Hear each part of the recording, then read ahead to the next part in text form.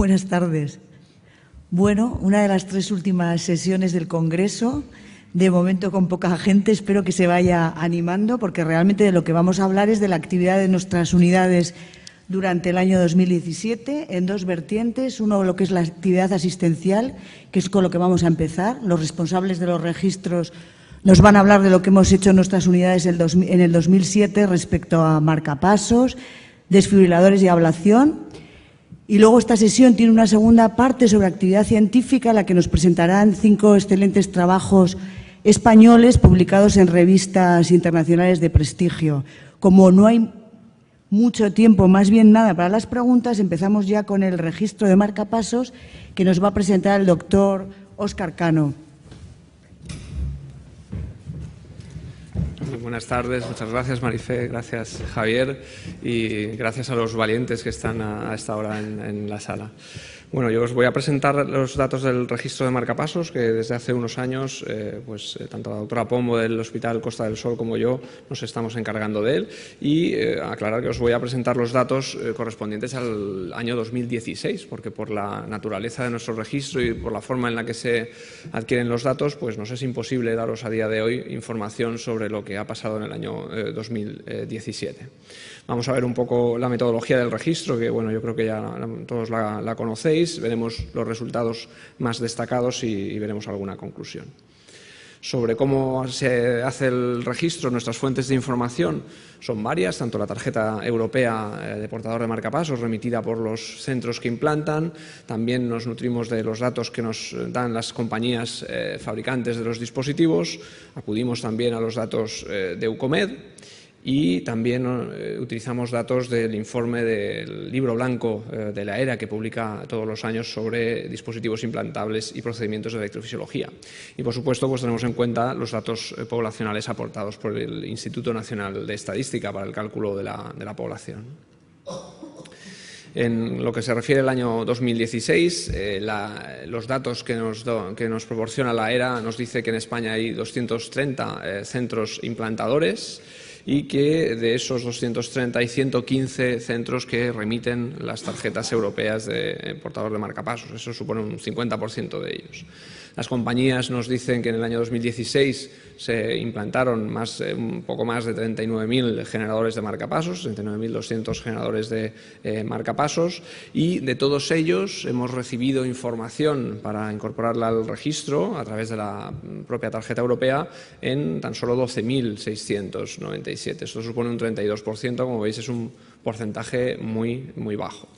Además, a ese porcentaje bajo hay que añadirle que además las tarjetas que se reciben no están completadas en todos sus apartados, sino que hay muchos datos que se pierden. Dependiendo de la variable, pues entre un 2,5 hasta un 60% de los datos se llegan a perder. Y por lo tanto, el análisis que nosotros hacemos del registro solo puede ser pues en función de los parámetros disponibles y excluyendo el resto de los datos perdidos.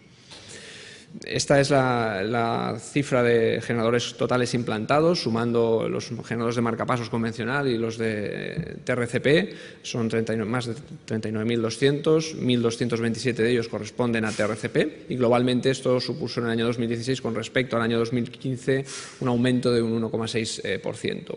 Esto, teniendo en cuenta las variaciones de la población española entre el año 2015 y 2016, pues suponía un incremento de una décima, de un 0,1% en el total de implantes. Si miramos por comunidades autónomas, pues tal y como viene sucediendo en los últimos años, hay 3 comunidades autónomas que destacan sobre las demás en cuanto al número de implantes de marcapasos por millón de habitantes: el Principado de Asturias, Galicia y Castilla y León, pues probablemente en relación con una edad media más avanzada en estas comunidades autónomas. Si nos comparamos con los datos que nos proporciona Eucomed sobre el implante de marcapasos por millón de habitantes con respecto al resto de los países de nuestro entorno, Vemos que la cifra que da Eucomed son 820, bueno, nosotros dábamos 818 por millón de habitantes, y la media en el total del conjunto de los países registrados en Eucomed es de 965, es decir, estamos por debajo de la media, pero bueno, no estamos de una forma tan alejada como puede suceder en el caso de los resincros o de los desfibriladores. Y hay que tener en cuenta, además, que esto se debe también a que hay algunos países que se salen de lo que es la media habitual, ¿no? Como puede ser, por ejemplo, Alemania, pues que implanta más de 1.300 marcapasos por millón de habitantes. Si nos comparamos con otros países también de una renta per cápita muy alta, comparables a Alemania, por ejemplo, como Noruega o los Países Bajos o incluso Inglaterra, pues estamos en unas cifras muy similares a ellos. En cuanto a los generadores de TRC, como veis aquí en la imagen, el número total de TRC se ha incrementado de 3.415 en el 2015 a 3.679 en el 2016, y en lo que corresponde a TRCP, pues también hay un incremento significativo del número de generadores implantados, un 13,4% más. Por comunidades autónomas, pues bueno, destaca Cantabria, que está muy por encima del resto, con 140 unidades de TRC totales por millón de habitantes. También Extremadura o la Comunidad de Navarra, que también se encuentran muy por encima de la media. Y luego hay pues otras comunidades pues que implantan cifras muy reducidas, ¿no? Como por ejemplo en La Rioja. Estos son los datos de TRCP en unidades por millón de habitantes que aporta Eucomed, y como veis aquí sí que nos encontramos muy por debajo de la media europea, e incluso solo superamos a Grecia y a Polonia, ¿no? El resto de los países están muy por encima de nuestras cifras. Si miramos en los datos que habéis remitido al registro en el apartado de trastorno de conducción intraventricular, que serían los pacientes que pueden recibir este tipo de dispositivos, vemos que globalmente el marcapasos con terapia de sincronización cardíaca en este grupo de pacientes con trastorno de la conducción intraventricular supone un 9,6% del total de los dispositivos implantados, y que esto depende también mucho de la edad del paciente.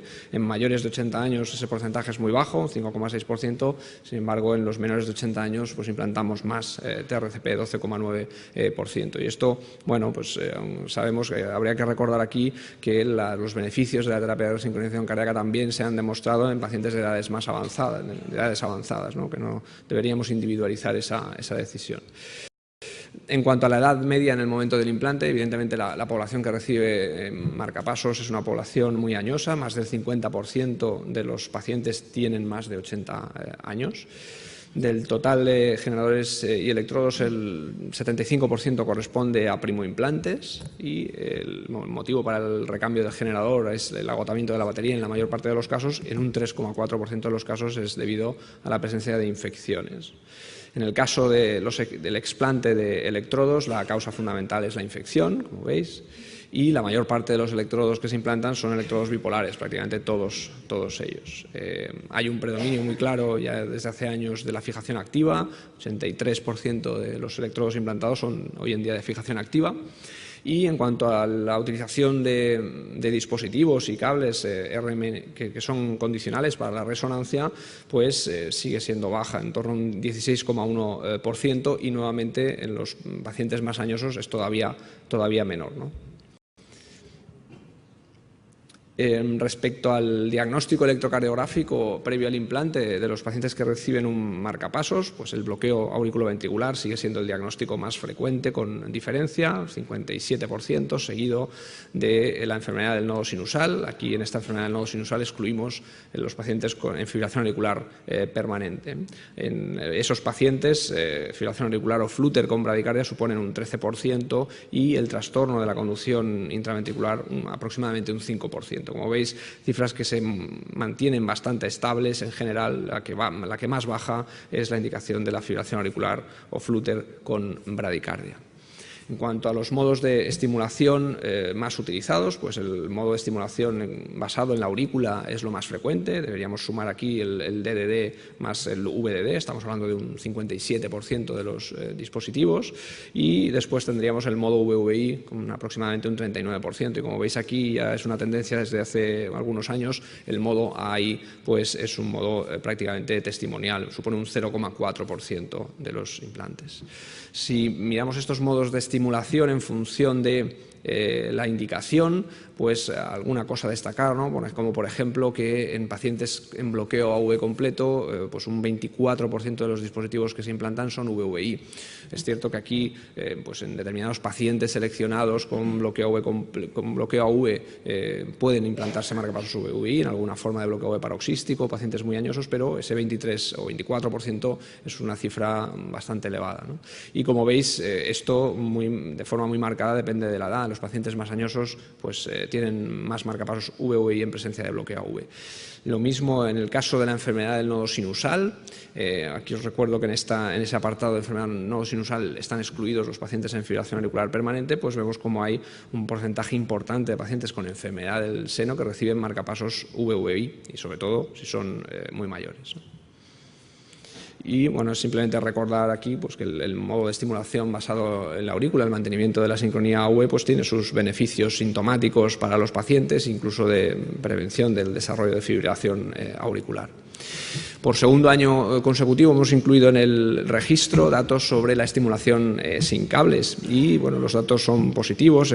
Tenemos un total en el año 2016 de 200 marcapasos sin cables implantados en 14 comunidades autónomas. Se han incorporado 4 comunidades autónomas más respecto al año anterior. La comunidad que más implanta es Cataluña, seguida de Galicia, ¿no? Perdón.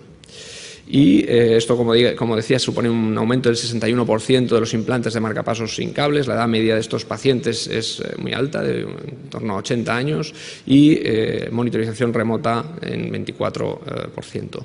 Datos muy llamativos estos son datos de la ERA, que nos muestran, por primera vez somos líderes en algo, ¿no? Aquí estamos líderes en marcapasos sin cable, pero esto probablemente, aquí yo no encuentro a Alemania por ningún sitio, por ejemplo, ¿no? Entonces, bueno, sí es cierto que ponemos más marcapasos sin cables, pero, por ejemplo, que Francia, que Suiza o que Holanda, ¿no? Lo cual es un dato a destacar.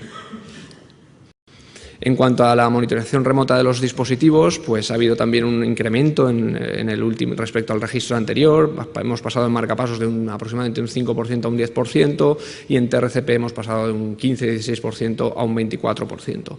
A pesar de estas mejoras, pues nos seguimos encontrando lejos de lo que ocurre en otros países de nuestro entorno, donde aproximadamente un 22% de los marcapasos tienen monitorización remota y prácticamente un 70% de los dispositivos de resincronización cardíaca.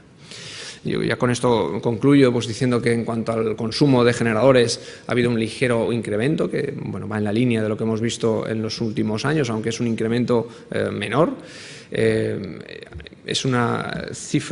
Hay una cifra similar a la de los marcapasos, no sé, no entiendo, que me he comido aquí alguna cosa, no lo entiendo.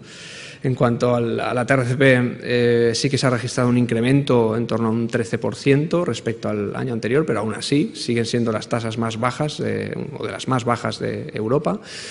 Recordar que la edad media de nuestros pacientes que reciben un dispositivo de marcapasos es muy elevada, más del 50% en mayores de 80 años. Y que estos pacientes de más de 80 años pues habitualmente reciben modos de estimulación menos fisiológicos, tienen también menor tasa de TRCP y una menor utilización también de los sistemas condicionales para resonancia.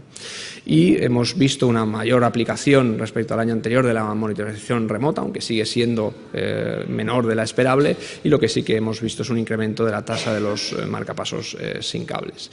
Y sobre todo yo me gustaría acabar concluyendo diciendo que lo que urge es mejorar la calidad de la muestra. Y bueno, aquí tenemos esperanzas en la nueva aplicación informática que está desarrollándose para que podamos mejorar la calidad de estos datos. Y simplemente agradeceros la atención y que no olvidéis enviar los datos al registro.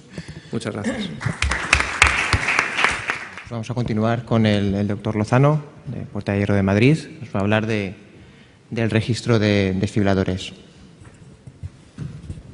Bueno, buenas tardes a todos. Agradeceros a vosotros sobre todo la presencia en el último día y en las últimas sesiones. Siempre se agradece. A mí me toca hablar del registro de desfiladores. Voy a intentar hacer un esfuerzo de actualización y voy a dar datos del 2017, pero no son del todo completos y serán un poquito fiables porque a estas alturas del año siempre nos faltan algunos datos. De lo que tenemos ahora del año pasado, tenemos 5.343 hojas, que las si comparamos con las del año anterior, 2016, eran 5.557. Y yo quiero creer que nos faltan algunas para que no tengamos un decremento del número de implantes. Creo que es así. Todos los años pasa eso. Hay alguna compañía que es un poco más lenta al mandar los datos por la centralización que tienen, por el sistema de recepción de datos que tenemos con ellos. Entonces, probablemente no tendremos un descenso, sino un pequeño incremento. Pero esperaremos unos meses y lo sabremos. Tenemos más hospitales, 179 con respecto a 178. Esto ha incrementándose poco a poco a lo largo de los años. La edad media de nuestro registro está alrededor de 62 años. Eso se mantiene estable. Y la tasa de implantes por millón de habitantes está este año, con los datos que tenemos en 115, ha ido subiendo también muy despacio. Primo implantes el 70%, la tasa de CRT con respecto a el total de número de implantes de desfiladores está en torno al 30%, también 30, 32, 33 en los últimos años. El DAI subcutáneo avanza pero lentamente, la tasa es de un 6,3% durante el año pasado y según Eucomet nuestra tasa de reporte al registro de DAI es alta. A día de hoy 81%, esperemos que cuando tengamos los datos definitivos lleguemos al 89-90% que hemos tenido, que es nuestro objetivo, ¿no? Nosotros nos gustaría tener un 95% de los desfiladores metidos en nuestro registro. Otros años hemos tenido el 85, el 83, el 85. Esperemos que con las nuevas innovaciones que ponemos en marcha este año eso lo podamos conseguir. Visto gráficamente, esto es la tasa de implantes que tenemos en España. Pasamos de 2003 con 1.046 a 2016 con 5.557. Fijaros, esto es lo que está en nuestro registro, esto es lo que nos dice Eucomet. Eucomet sabéis que recoge los desfiladores que venden las compañías. Eucomet se nutre de la información que mandan las compañías de desfiladores vendidos. Y este es el decalaje que tenemos entre nuestros datos con toda la información, con indicaciones, con edad, con sexo, con tasa de implante, con tipo de desfilador que tenemos en España. Es una diferencia pequeña, pero podría ser todavía un poquito más pequeña. Tasa de implante por millón de habitantes. En Eucomet el año pasado estábamos en 143, 119 en nuestro registro, de las más bajas de Europa, por no decir la más baja de la Europa occidental. Yo creo que hay que esperar un poquito, unos meses, para ver el año 2016. Decir que de Eucomet tenemos los datos de España porque nos los han filtrado con malas artes, no tenemos los datos del resto de países europeos, solo tenemos los datos de nuestro país. Y como todos los años, pues hay una cierta discrepancia territorial, difícil de explicar, porque esta es la tasa, en este naranjita están las comunidades que están por encima de la media en número de implantes de DAI, en azul están las comunidades autónomas que están por debajo de la media. Veis que Andalucía, Murcia está por debajo de la media, quizás si lo vemos aquí es mejor. Entre paréntesis es el número de DAI por millón. Fijaros que Extremadura tiene 161 DAIs por millón, Asturias 172, con Cantabria hay un error que tenemos que ver porque hay unos datos que son un poco inconexos, pero tenemos 172, la tasa más alta, y hay comunidades ricas como el País Vasco o Navarra que gastan más dinero por habitante en sanidad que otras y, sin embargo, su tasa de implante es baja. También en Cataluña es baja, en Andalucía es relativamente baja, aunque está mucho más cerca de la media que las otras. O sea que hay diferencias territoriales que se repiten año a año, que no encuentro una explicación muy razonable a ver por qué esto es así, pero desde luego son consistentes con los años previos. Aquí quitamos Cantabria porque hay ese dato un poco disímbolo, pero fijaros que esto es la media de España, está situada en este punto. Cataluña, Madrid están muy cercanos, uno por debajo, otro por encima, pero hay unas discrepancias muy grandes, como por ejemplo el País Vasco, Murcia, que está muy por debajo, y otras comunidades como Extremadura, Asturias, que se acercan a tasas europeas. Y sin embargo, pues, otras no. Esto es Eucomet año 2014. España tiene el honroso privilegio de estar a la cola de la Europa occidental en la tasa de implante por millón de habitantes de desfiladores. En esos momentos bajamos a valor de 120 implantes por millón. Y el año 2016 ya no estábamos a la cola, pero porque se incluyó a Hungría y a Rusia. que si no seguiríamos a la cola, porque si veis la diferencia con Grecia, aumenta. Grecia, que pasó una crisis peor que la nuestra, sí cabe, y sin embargo su tasa de implantes por millón de habitantes durante estos años de crisis tan dura que tuvimos todos, pues todavía nos sacó más ventaja. Si lo vemos en el número de resincros, DAIS resincros, también estamos a la cola de Europa, solo ganamos a Hungría y a Rusia. Hombre, si estuviera Bulgaria también probablemente la ganaríamos, y Bielorrusia también la ganábamos, y a Ucrania también, pero a otros países de nuestro entorno nos quedamos bastante por detrás. 83% de varones, esto se mantiene más o menos estable, la edad promedia de la población 62, al primer implante 61, en el recambio 65. Esto no ha cambiado durante los últimos años. Y los varones tienen una edad media al momento del implante del dispositivo un poquito mayor que las mujeres. Eso también se mantiene inalterado. La tasa de primer implante es del 70%. Esto es la oscilación a lo largo de los últimos años. Es que la gráfica está un poco truncada, ¿no? Entre el 60 y el 80 parece que hay una oscilación, pero si ponemos la gráfica completa, esa oscilación es un poquito menor de lo que da la impresión en esta gráfica. Y respecto al tipo de DESFI, pues hay una bajada ligera pero sustancial y mantenida a lo largo de los años del implante del desfibrilador bicameral.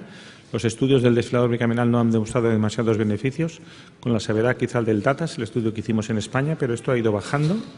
El porcentaje de resincro está en torno al 30%, está más o menos estable. El porcentaje de desfibriladores monocamerales es la mayoría de los implantes que ponemos, y el DAIS cutáneo subió mucho el año pasado. Yo creo que este año también ha subido más, y que son parte de los datos que nos faltan aquí, pero tampoco ha habido un incremento tremendamente significativo, probablemente debido al precio del DAIS subcutáneo durante el último año. Esto sí que ha cambiado en los años. Tenemos un porcentaje cada vez más bajo de dilatada no isquémica. El año pasado 24%. La isquémica está en torno al 50%, y el resto son pues hipertrófica 6%, brugada 2,1%, valvular 1,5%, QT largo 0,8%, displasia 0,5% y FV idiopática, o no se ha especificado ninguna cardiopatía, 2,4%, y este sector que nos ha cortado la diapositiva representa una miscelánea de distintas causas de implante de desfibrilador. Cuando vemos la fracción de eyección, no nos sorprende que sea mayoritariamente baja, por debajo del 30% en el 50% de los casos, con fracción de eyección completamente conservada alrededor del 16% de los casos, y esto se mantiene estable a lo largo del tiempo. En cuanto analizamos cómo son nuestros centros, vemos que centros con un gran volumen son muy poquitos. 4 o 5 centros en España ponen más de 150 desfibriladores al año, en Cataluña, en Alicante, en Asturias, ninguno en Madrid, por ejemplo. 11 centros ponen entre 100 y 150, no muchos, y la mayoría ponen menos de 10 o entre 10 y 50. O sea, la gran mayoría de centros ponen una tasa de implante anual baja o muy baja. Y eso probablemente está en contra está a favor probablemente del desarrollo de la terapia, pero no de la calidad de la terapia. Y quiero terminar un poquito con cómo queremos cambiar el registro, algo en el que llevamos un retraso considerable. Nos ha costado mucho cambiar el registro y hacer la aplicación online, sobre todo porque el Ministerio pues, ha querido. Sabéis que los registros los hemos vendido al Ministerio, nos pagan por los registros no son nuestros, son del Ministerio. Eso les da la consistencia y el poder, nos permite financiarnos, nos permite pagar las tarjetas, nos permite pagar a la gente del personal de la SE que se encarga de la cumplimentación de los registros, eso es bueno, pero para la hora de hacer una aplicación informática nos han lentecido más de un año. La verdad es que, teniendo en consideración todo, 80% del retraso es del Ministerio, 15% es de PERSEI, es de la empresa a la que hemos encargado el desarrollo de la aplicación, y un 5% es nuestro, ¿no? Pero el Ministerio, telita. Queremos ahora hacer una aplicación online. Hemos definido una estructura de aplicación que intenta ser lo más flexible posible, que se adapte a las condiciones de cada los distintos usuarios, distintos hospitales que podemos tener en el país. Hemos desarrollado 3 figuras. El controlador es la persona que en cada centro va a tener el control global de los datos en su centro, y va a hacer el perfil de usuario, el controlador, dar de alta, dar de baja, meter los datos, ver los datos, hacer estadísticas, etcétera. Un centro puede decidir que todos entran como controlador, hay una sola cuenta y todo es el mismo password, pero lo lógico es que haya un controlador y distintos usuarios. Usuarios, enfermeras, médicos que trabajan en los implantes y dispositivos por centro son los que tienen acceso a los datos, meten los datos, pueden ver sus datos de su propio centro, hacer estadísticas, exportar, crear filtros, buscar, igual que el controlador. Lo único que no tienen, de hecho, es el control de usuarios, y eso tienen acceso a todos los datos. Pueden trabajar en distintos centros. Un controlador puede ser controlador de 2 hospitales o de 3. Un usuario puede trabajar en 2 hospitales o en 3. Y tenemos un introductor de datos, Data Entry, le hemos llamado, que no me gusta nada, pero ahí está, que es una persona que solo puede ver los datos que ve, que está pensado sobre todo para un técnico de la industria, que vaya con el iPad y meta los datos en distintos hospitales, en distintas provincias, en distintos centros, y que luego pueda ver los datos en un implante o pueda optimizarlos, guardarlos, corregirlos en días sucesivos, pero solo los datos de los implantes en los que él ha participado. Un usuario de un hospital puede ver todos los datos de su hospital, no necesariamente los que él haya metido. Bueno, se tiene que dar de alta en la página web, tener un usuario, unas contraseñas, buscar. Está pensada también la web para darnos notificaciones, para avisarnos de cuándo hay que mandar los datos, para recibir mensajes e interacción. Está pensado también por si hay alertas de los dispositivos para hacer búsquedas automáticas desde la página de la sociedad. Está pensada la aplicación también para poder meter los códigos QR de los dispositivos, de manera que no haya que teclear los números de serie manualmente. Eso evitará errores y hará que todo sea más sencillo. Está pensado para pedir automáticamente la tarjeta del registro de DAI. Está pensado automáticamente para hacer un listado de la tarjeta de marcapasos, y eso tenemos que decidir este año qué hacemos, cómo lo vamos a gestionar desde la SEC. Dinero para una tarjeta tan buena como la del DAI, de la Fábrica Nacional de Moneda y Timbre, no tenemos, ni tendremos, pero podremos hacer algo probablemente que nos pueda convencer, y eso lo tenemos que decidir entre todos este año, probablemente en el próximo congreso aquí en Sevilla. Y le va a dar una gran ventaja a cada centro, que de momento va a tener una estadística básica. Va a hacer un análisis automático, nos va a permitir cuántos bicamerales hemos puesto, cuántos DAIs en miocardiopatía hipertrófica, cuántos marcapasos resincro, cuándo es la fecha de último seguimiento. Y esa estadística básica de gestión va a estar accesible desde la página web, va a ser exportable en Excel, podemos hacer una aplicación a SPSS, pasarelas, lo que sea, y nos lo va a poder dar absolutamente todo de este lado. Se van a poder editar los datos, corregirlos, tanto el líder del hospital como cada uno de los usuarios, y eso esperamos que nos incremente la tasa de participación en los registros. Y eso es todo lo que yo quería contar. Gracias a todos por participar en los registros. Yo me sumo al agradecimiento de Óscar y animaros a que entre todos hagamos unos registros cada vez más consistentes y mejores. Gracias. Bueno, pasamos ya, si no hay más preguntas, al último registro, que es el registro de ablación, que nos va a presentar el doctor Javier García.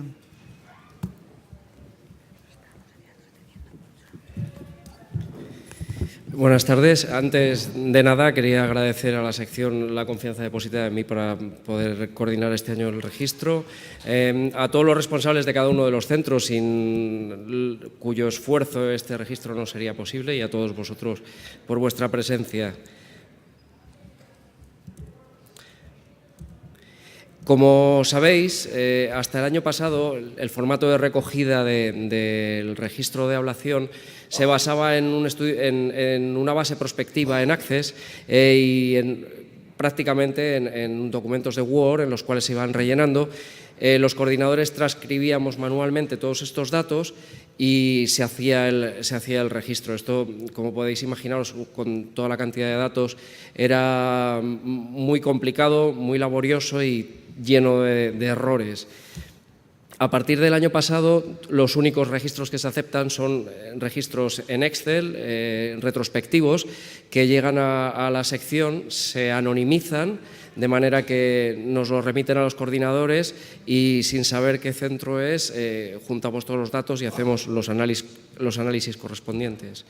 Y los resultados que hemos tenido en este año 2017, como podéis comprobar, es un año en el que, tras tener unos años de meseta en cuanto al número de centros que remitían los datos, hemos experimentado una subida muy importante en cuanto a los centros que remiten sus ablaciones. De hecho, ha aumentado un 15%. De 83 centros hemos pasado a 98, aumentando en un 20% los datos de centros privados y en un 12% el dato de los centros públicos. También han aumentado, como se cabría esperar, el número de ablaciones, de forma que este año es el año que más ablaciones se han reportado al registro, siendo 15.284 con respecto a las 13.482 del año pasado, casi un 12% más. Sí que es cierto que si vemos las cifras medias de cada uno del total de los centros, hay una media de ablaciones inferior, perdón, para atrás. Hay una media inferior con respecto a los años anteriores, en torno a 156 ablaciones con respecto a los 160 del año anterior. Esto probablemente sea explicable a que existe un aumento muy importante. Ahí va, perdón. Hay un aumento muy importante de los centros que han remitido sus datos. Ahí va. Con menos de 150 ablaciones, habiendo aumentado en torno a 16 centros en este grupo. El resto de los centros de mayor volumen más o menos reporten, si el año anterior había 2 centros que se encontraban en este grupo de más de 500, este año hay 1 y aquí hay 2. Bueno, el centro que más ablaciones ha reportado son 568 ablaciones y el que menos son 2 ablaciones. La media que hay de recursos humanos, joder, perdón, me acostumbro al Mac. Peor está el de las 2 ablaciones. Bueno, no sé, más tranquilo. El número de recursos de médicos que hay por centro de media ha ido aumentando progresivamente, teniendo 3,2 actualmente, siendo la media en centros públicos en torno a 3,6 y en centros privados es 2,6, con dedicación completa de 2,2 globalmente y siendo en los centros privados de 0,9 y en los centros públicos de 2,2. El número de enfermeras, técnicos de rayos, becarios, más o menos se mantienen las cifras previas. En cuanto a las dotaciones que tenemos, existen un 25% de centros, como en los años anteriores, que declaran tener una o más, 2 o más salas. 60% con dedicación exclusiva, hay un 14% que no tienen navegador. Los 2 navegadores predominantes, como viene pasando en los años anteriores, son en primer lugar el Ensign Navex Velocity con 60%, el Carto con un 54-55% y el que ha aumentado mucho este año ha sido el Rhythmia, que partía de números muy bajos y se ha doblado en este año, teniendo 15 laboratorios Rhythmia. El resto de técnicas son bastante más anecdóticas, teniendo un 25%, vaya, por Dios, perdón, teniendo un 25% en la angiografía rotacional. La crioblación aparece en un 73% de los centros y la ecografía intracardíaca se mantiene en un 35% aproximadamente. Coinciden los datos similares, la mayor parte de laboratorios ponen marcapasos, desfibriladores, tricamerales y alguno hace denervación renal y cierre de orejuela, que ha aumentado hasta el 18%. En cuanto al número de centros por sustrato, han aumentado todos, porque evidentemente han aumentado los centros y han aumentado las ablaciones y prácticamente... En los sustratos más sencillos, en las ablaciones como la intranodal, el flúter, vías accesorias, es en las que más centros han aumentado, pero en la fibrilación auricular también hay 10 centros más que han declarado hacer fibrilación auricular, han aumentado prácticamente en todos. Y aquí tenemos, por primera vez, la fibrilación auricular pasa a ser el sustrato más ablacionado en España. En los años anteriores habíamos visto un incremento muy importante, pero nunca había sido el primero. Sí que es cierto que hay una diferencia de 8 pacientes, pero la fibrilación auricular en este momento es el sustrato que más se ha ablacionado. Le sigue la ablación del flúter común, del istmo y posteriormente la intranodal, habiendo aumentado todos los demás, excepto la taquicardia ventricular idiopática, que bueno, acaba reducido en 7 pacientes. El resto han aumentado bastante. Como vemos, la distribución en porcentaje es casi idéntica en cuanto a la fibrilación auricular, la ablación del istmo y la de la taquicardia intranodal, siendo el resto de procedimientos bastante más reducidos. Vemos en esta evolución a lo largo del tiempo, en azul, cómo la fibrilación auricular ha ido aumentando desde un 10% en el 2007 hasta un 23% en este año. El flúter más o menos se mantiene estable y lo que se ha reducido muchísimo son las vías accesorias, que en el 2007 había un 23% y ahora no pasa a ser más del 12%. En cuanto a los resultados, son bastante parecidos a los años previos. Los resultados, la verdad, que son buenos. Existe un 86% de éxito declarado, sumando todos los sustratos, hablando de un 99% de éxito en la intranodal, 90% en las vías accesorias, en las taquicardias ventriculares posinfartos un 79% y en fibrilación auricular se habla de tasas de éxito del 94%. Las complicaciones son cifras bastante similares a los años previos, no excesivamente elevadas en sustratos sencillos, en 0,3% en intranodales, 1,5% en vías accesorias.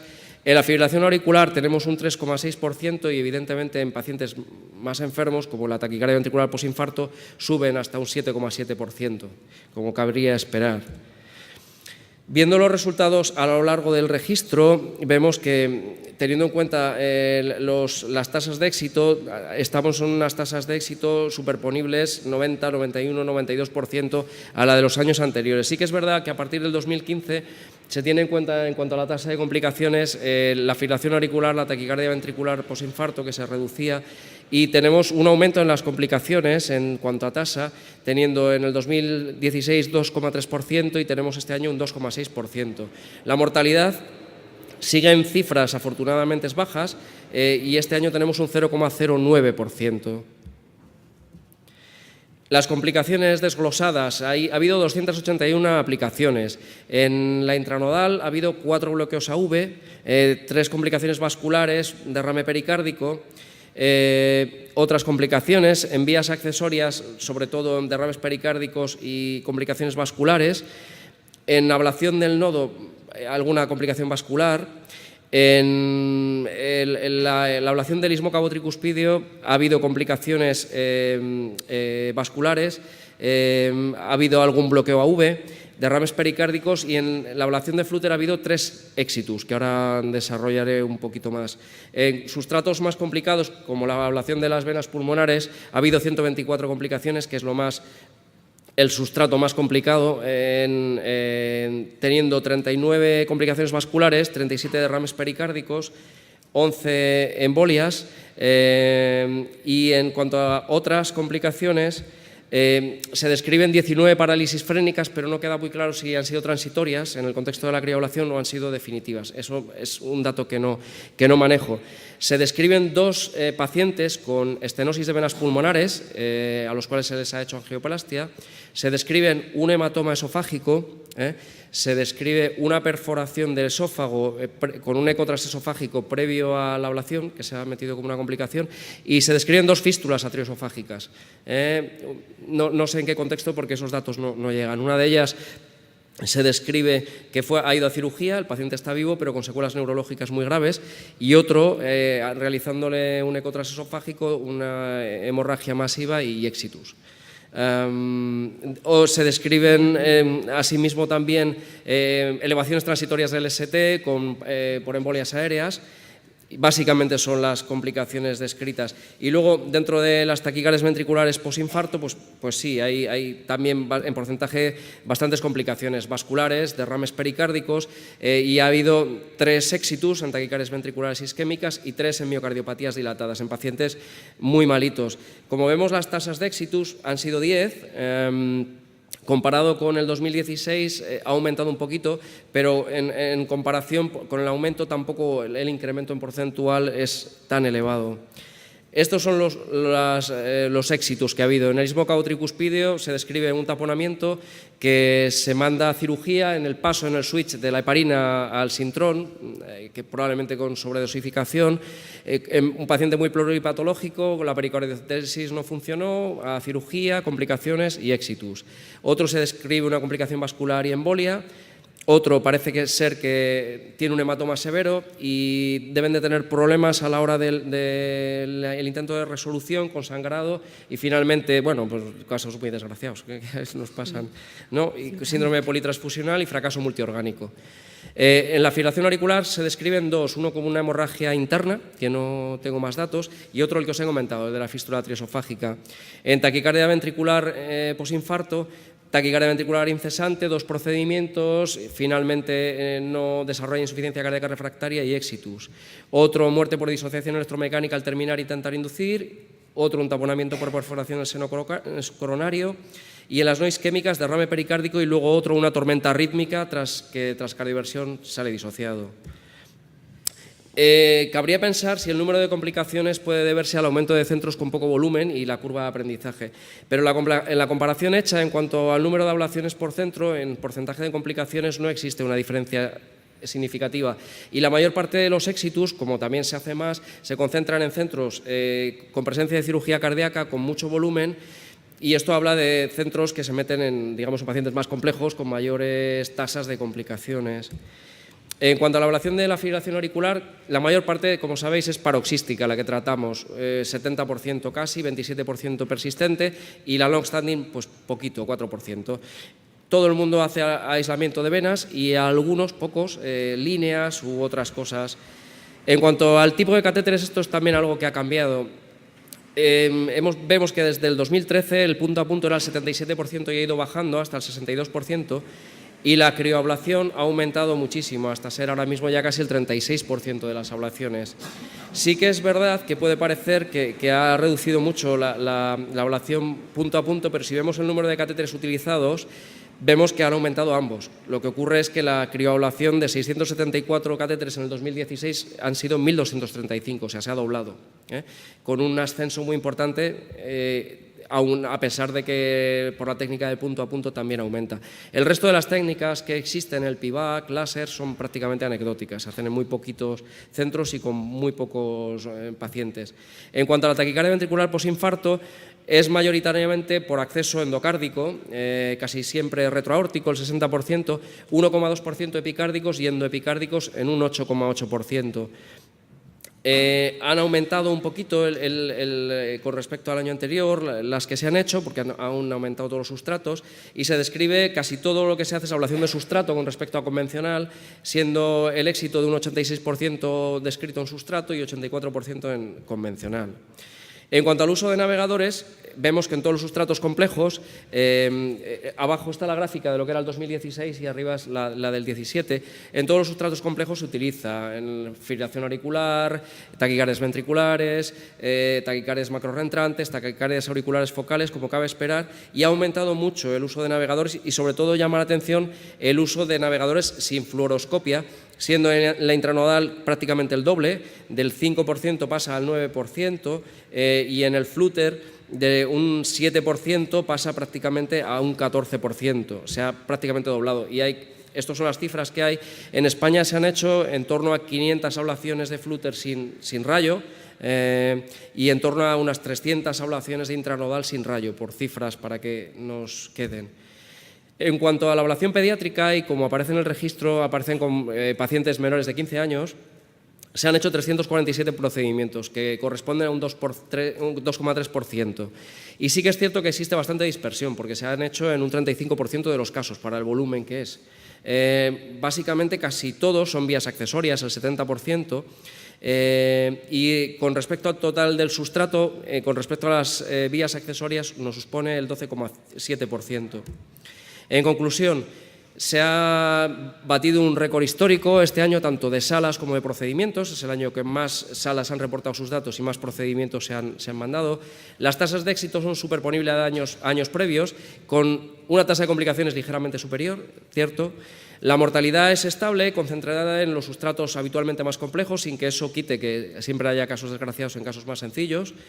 Existe un pico en el número de procedimientos de ablación de fibrilación auricular, que es el sustrato más ablacionado este año, y sigue ascendiendo la crioablación a expensas del punto a punto. La ablación sin escopia supone el 6% de los casos y se incrementa hasta un 2% con respecto al 2016. Muchas gracias. Muchas gracias, Javier, por la exposición, y perdonad por el ruido de atrás, que no sé si te ha podido distraer, que ha sido terrible. ¿Alguna pregunta del público? Una pregunta. No sé si he visto el porcentaje de la asistencia que son medios. No sé si lo tenéis No. tabulado. Es un Sí, no tengo esos datos, no. ¿Alguna otra pregunta? Bueno, pues muchas gracias, Javier.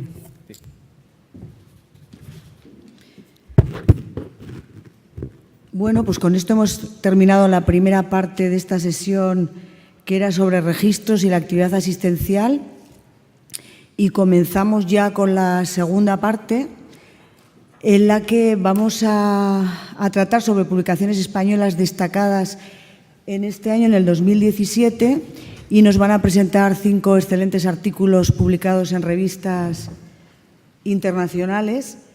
El primero de ellos... Sí. Jaime Hernández está por aquí, que me ha distraído aquí el tema de los cartelitos. ¿Usted es Jaime Hernández? No soy Jaime Hernández. Perfecto, ¿cómo te llamas? Bueno, Andrea Gómez nos va a hablar de un trabajo publicado en el JAC sobre el seguimiento de los pacientes con síndrome de Brugada y desfibrilador implantable. Muchas gracias.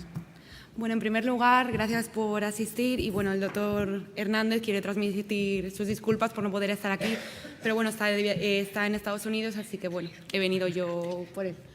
Pues nada, empezamos. Ahí está. Bueno, el síndrome de Brugada es, como todos sabéis, una enfermedad hereditaria, autosómica dominante, de penetrancia incompleta y expresión variable, que se caracteriza por la predisposición a episodios de muerte súbita en relación a la génesis de arritmias ventriculares, tales como la fibrilación ventricular o la taquicardia ventricular, en ausencia de una cardiopatía estructural. Hoy en día, el único tratamiento que tenemos efectivo para proporcionar a nuestros pacientes es la implantación de un desfibrilador. A pesar de ello, la indicación de implantación de un dispositivo en pacientes con síndrome de Brugada como prevención primaria no está claro y, de hecho, genera mucha controversia debido a la falta de herramientas de estratificación del riesgo eficaces. Este es el algoritmo que se sigue en el Hospital Clínic de Barcelona para el manejo de estos pacientes. Por un lado tenemos pacientes sintomáticos, bien como un episodio de muerte súbita recuperada o antecedentes de síncope, convulsiones o respiración agónica nocturna en presencia de un electrotipo 1, y en estos pacientes la indicación de DAI es clara y directa. El problema viene con los pacientes asintomáticos. En el caso de estos pacientes, si tienen un electrotipo 1 espontáneo, realizaremos un estudio electrofisiológico con el fin de estratificar el riesgo.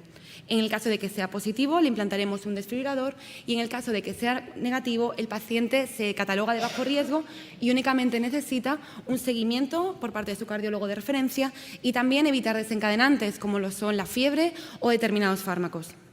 Asimismo, pacientes asintomáticos que tengan un electrotipo 1 inducido por fármacos que bloqueen los canales de sodio, únicamente en el caso de que tengan antecedentes familiares de primer grado, menores de 45 años, de muerte súbita, es aquí cuando realizaremos un estudio electrofisiológico para estratificar el riesgo. Y procederemos de la misma forma que os expliqué anteriormente. Si es inducible, colocaremos un desfibrilador y, en el caso de que no lo sea, paciente de bajo riesgo, por tanto, únicamente seguimiento.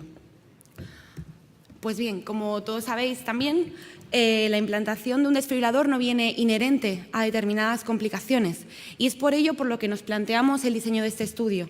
Ya que tenemos una gran cohorte de pacientes y un seguimiento de aproximadamente 20 años, decidimos estudiar qué pasaba con estos pacientes a los que nosotros les colocábamos un desfibrilador, tanto las características clínicas como el número de choques y complicaciones que podía haber a lo largo del seguimiento.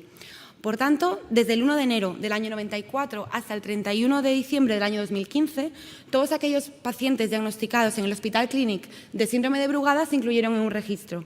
De ellos, 104 se les implantó un desfibrilador y además cumplieron las características clínicas de nuestro estudio, es decir, además de un desfibrilador, un electrotipo 1 y no haberse perdido en el seguimiento.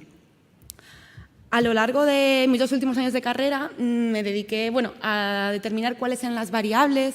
Aproximadamente seleccionamos unas 200 que hemos intentado resumir en esta tabla. Como veis, la gran mayoría de los pacientes eran varones con una media en el seguimiento de 9 años. Concretamente, 10 de ellos se les implantó un desfibrilador como prevención secundaria. De los 94 restantes se les implantó como prevención primaria, siendo 49 de ellos habían tenido antecedentes de síncope y 45 de ellos estaban asintomáticos. En este gráfico se ilustra mucho mejor las indicaciones de colocación de implante de un desfibrilador a lo largo de los 20 años. Como veis, antecedentes de síncope e inducibilidad en el estudio electrofisiológico fueron las causas más frecuentes.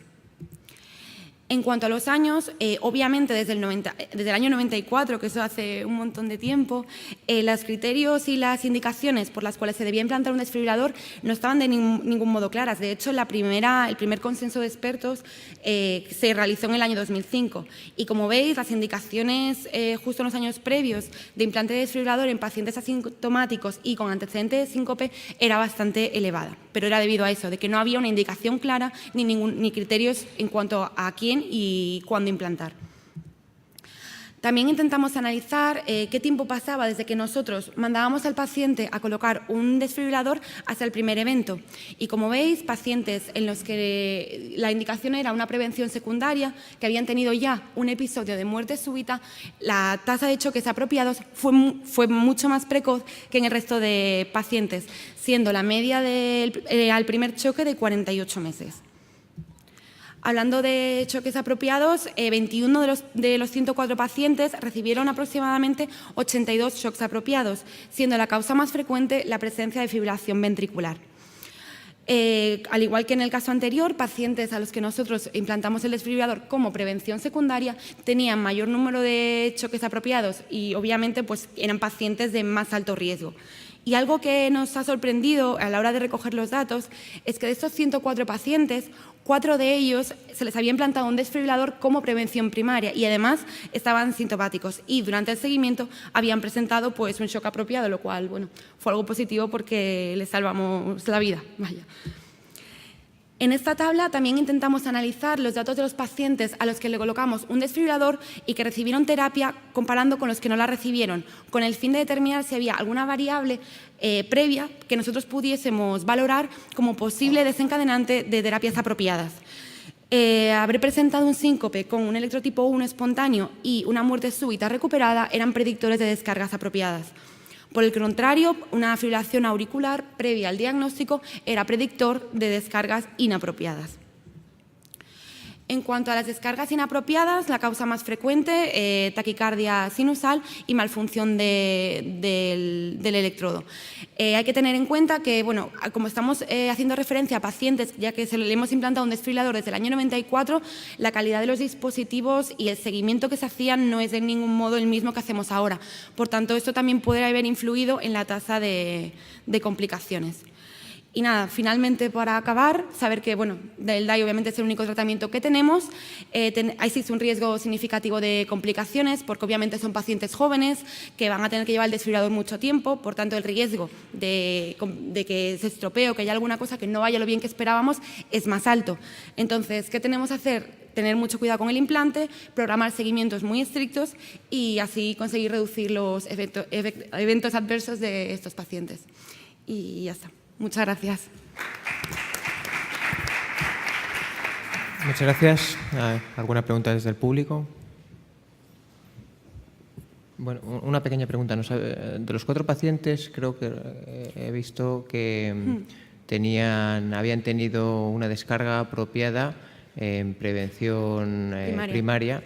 ¿Cuántos de esos tenían un patrón tipo 1 espontáneo y cuántos inducidos? ¿Tienes esos datos? Pues la verdad que eso no lo hemos mirado, cuál de ellos era espontáneo o tipo 1, pero bueno, lo contabilizamos que como es el diagnóstico tipo 1, todos ellos lo tenían. Pero bueno, que cada uno no.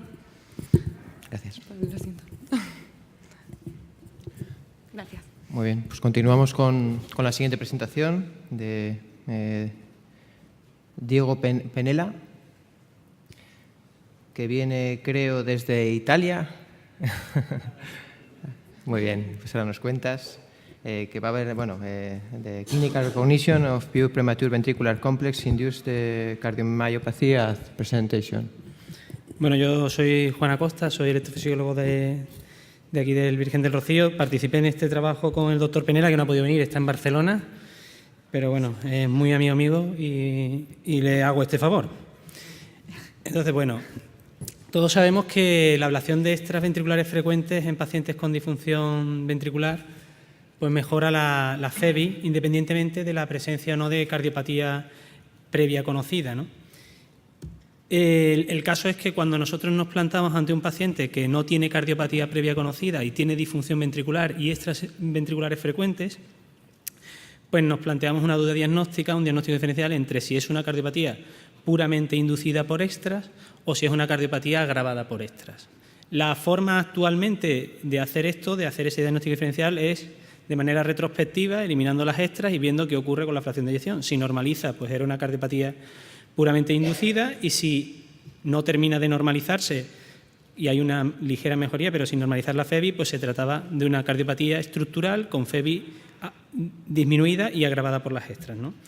Entonces, la idea de este trabajo era ver si había algunas características diferenciales de la cardiopatía puramente inducida por extras que permitiesen hacer su diagnóstico en la presentación del paciente.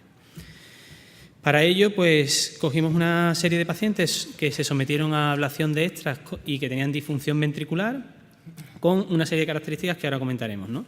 Entonces, a partir de 170 pacientes con extras ventriculares frecuentes y FEBI deprimida, definiendo la extraventricular frecuente como una carga en un Holter 24 horas de más de un 4%, y se puso ese punto de corte porque hay trabajos ya previamente descritos que esa es la carga mínima que se puede asociar a disfunción ventricular, pues esos pacientes se sometieron a ablación de las extrasístoles, ¿no? Aquellos pacientes en los que la ablación no se realizó, bien porque desaparecieron las extras antes del procedimiento, o bien porque no pudo completarse, o bien porque se perdieran en el seguimiento, fueron excluidos. Y nos quedamos entonces en una población de 155 de pacientes con seguimiento completo y ablación de extras. De aquí se extraen aquellos que tienen una cardiopatía estructural previa conocida, tipo isquémica o no isquémica, y quedan entonces unos 105 pacientes sin cardiopatía estructural previa definida, extras frecuentes ablacionadas y disfunción ventricular. Aquellos pacientes en los que no se conseguía una ablación sostenida exitosa fueron excluidos del análisis para, digamos, analizar puramente el efecto de las extras frecuentes en la recuperación de la fracción de eyección. ¿Cómo se definió la ablación sostenida exitosa? Pues cuando se conseguía una reducción de la carga de más de un 80% en el Holter a los 6 y a los 12 meses. Al final, nos queda una cohorte de estudio de 81 pacientes que con extras ventriculares frecuentes, sin cardiopatía previa conocida, disfunción ventricular, que se sometieron a una ablación exitosa sostenida de las extras. Y en el seguimiento, pues esos pacientes fueron clasificados en dos tipos de cardiopatía. Una era la cardiopatía puramente inducida por extras, que fueron aquellos que en el seguimiento normalizaron la fracción de eyección tras eliminar las extras, y luego aquellos que eran una cardiopatía agravada por extras, que fueron aquellos que la función ventricular mejoró más de 5 puntos en el eco, pero no alcanzaron una FEBI del 50%. Los resultados de la serie se presentan en esta tabla. El 58% de los pacientes tenían una extra de origen en el ventrículo derecho. Hubo 3 complicaciones, un pseudoneurisma y 2 derrames pericárdicos resueltos sin intervención quirúrgica. La fracción de eyección basal en el 82% de los pacientes fue menor al 40%. Y, bueno, pues todos los pacientes habían cumplido mínimo 3 meses antes tratamiento médico óptimo. La carga media de extras en el Holter 24 horas fue de un 20%, y los pacientes pues tenían síntomas de insuficiencia cardíaca, con clase funcional deteriorada y valores de BNP elevados. Los resultados a 12 meses de la ablación pues mostraron que, en términos generales, en toda la cohorte, pues la fracción de eyección mejoró pues desde valores medios de un 34% a un 44%, una mejora significativa. La carga de extrasístoles en el Holter pues se redujo significativamente pues de un 18 de media a un 3,6%. El BNP de promedio en la población mejoró, y hubo una respuesta ecocardiográfica positiva, digamos, con una mejoría mayor a 5 puntos en 50 pacientes, que era un 62% de la serie. Los predictores de esta respuesta ecocardiográfica fueron, en el análisis multivariado, la carga de extrasístoles basal y la duración del QRS sinusal como predictores de respuesta ecocardiográfica. El punto de corte que se identificó para la carga basal fue de un 12%, con una sensibilidad del 98% y una especificidad del 90%.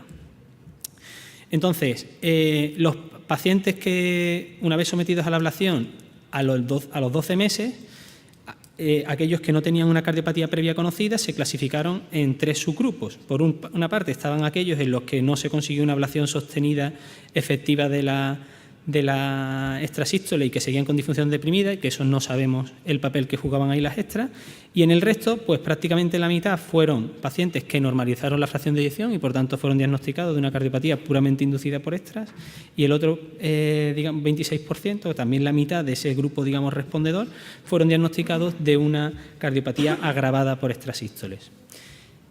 El hecho de que sea una cardiopatía agravada no quiere decir que no mejoren, responden menos, sobre todo en términos de fracción de eyección, pero los pacientes que tenían disfunción ventricular agravada por las extras, es decir, que no normalizaron la fracción de eyección, pero sí mejoraron al menos 5 puntos la fracción de eyección, sí que presentaron una mejoría similar al otro grupo en términos de clase funcional y BNP. Por lo tanto, los dos grupos mejoran en cuanto a síntomas de insuficiencia cardíaca. Es cierto que en los pacientes con una cardiopatía puramente inducida por extras, la fracción de eyección se normalizó, mientras que en el otro no. Y bueno, a la hora de identificar variables que nos permitiesen discriminar estos dos tipos de cardiopatía en su presentación al inicio del estudio, ¿no? Pues las variables que fueron identificadas como divergentes entre esas dos entidades fueron, por un lado, los diámetros del ventrículo izquierdo, tanto el telesistólico como el telediastólico, observándose en la cardiopatía agravada por extras unos diámetros mayores significativamente respecto a aquella que era puramente inducida. El QRS sinusal también fue más ancho en los pacientes que presentaban una disfunción agravada por extras respecto a aquellos que tenían una cardiopatía puramente inducida por extras. Había más tasa de bloqueo de rama izquierda en los pacientes con una cardiopatía agravada por extras, y la carga de extrasístoles en el Holter fue significativamente mayor en los pacientes con una cardiopatía puramente inducida por extras. Los puntos de corte de las variables del QRS y de la carga de extrasístoles que nos permitían identificar o discriminar entre un tipo y otro fueron, para la carga basal, del 17%, con una sensibilidad del 97 y una especificidad del 77, y en cuanto al QRS, pues un valor de QRS por encima de 110 discriminaba la cardiopatía agravada por extras con una sensibilidad alta y una especificidad del 77%, por encima de 130 aumentaba mucho la especificidad al 97%, pero bajaba mucho la sensibilidad. En cuanto a los predictores en el análisis multivariado de la cardiopatía puramente inducida por extras, pues los únicos que salieron significativos fueron la carga basal, la anchura del QRS y los diámetros telediastólicos, como anticipaba la tabla que he mostrado anteriormente. Partiendo de esas tres variables, pues lo que se pretendió hacer fue hacer un algoritmo que nos permitiese identificar o estratificar estos pacientes en su inicio de presentación. Entonces, nosotros proponemos en este trabajo el siguiente algoritmo. Si el paciente presenta un QRS sinusal por debajo de 130 milisegundos, o sea, por encima de 136 milisegundos, la probabilidad de que tenga una cardiopatía agravada por extras, cuando un QRS ancho tiene un valor predictivo positivo de un 94%. En cambio, si el paciente tiene un QRS relativamente estrecho, lo siguiente que hay que mirar es la carga basal. Si la carga basal está por debajo de un 17%, pues con un valor predictivo del 88%, el paciente tendrá una cardiopatía agravada por extras. En cambio, si la carga basal es mayor a un 17%, unido a un QRS estrecho por debajo de 130, pues el parámetro siguiente que habría que mirar es el telediastólico. Si el telediastólico no está muy dilatado, por debajo de 63 fue el punto de corte que nos sale a nosotros, en ese caso la probabilidad de que el paciente tenga una cardiopatía inducida por extras es del 97% en nuestra serie. Por lo tanto, con estas tres variables pensamos que son variables clínicas muy accesibles en una consulta de cardiología, con las que se puede discriminar al inicio el tipo de cardiopatía que puede tener un paciente y con las implicaciones diagnósticas y terapéuticas que tiene. En cuanto al seguimiento a 2 años, porque todos estos datos que he mostrado son a 12 meses, pues es interesante saber qué ocurre con los pacientes a 2 años una vez que han sido clasificados con un tipo u otro de cardiopatías. En aquellos pacientes que normalizaron la fracción de eyección al año, que fueron y que tienen un seguimiento más de 2 años, ¿vale? Son un total de 13, esos 13 pacientes que fueron seguidos hasta los 2 años seguían igual. En cambio, en los pacientes que tienen un seguimiento de más de 2 años con una cardiopatía agravada por extras, que fueron 18, 2 de ellos en el segundo año normalizaron la fracción de eyección. 1 deterioró la FEBI y en el 15 no hubo cambios significativos. Por lo tanto, parece que el efecto de la normalización de la fracción de eyección tras eliminar las extras persistió. Y las conclusiones del trabajo pues fueron, bueno, que aproximadamente la mitad de los pacientes sin cardiopatía previa conocida con extras frecuentes y FEBI deprimida, la disfunción ventricular puede ser puramente inducida por extras, lo cual es un dato relevante, que la cardiopatía puramente inducida por extras se diferencia de la agravada por extrasístoles por presentarse con una carga basal más elevada, con un QRS sinusal más estrecho y un diámetro tiradiastólico menor, y que la presencia de indicadores de cardiopatía agravada por extras no descarta la mejoría en términos de fracción de eyección, clase funcional y BNP tras la ablación de extras, o sea que no deben ser excluidos de la ablación. Esto es todo. Muchas gracias. Muchas gracias, doctora Costa. ¿Alguna pregunta de la audiencia?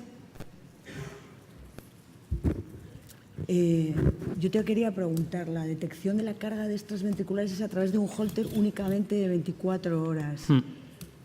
¿Os parece suficiente? Porque a veces es complicado determinar la carga de...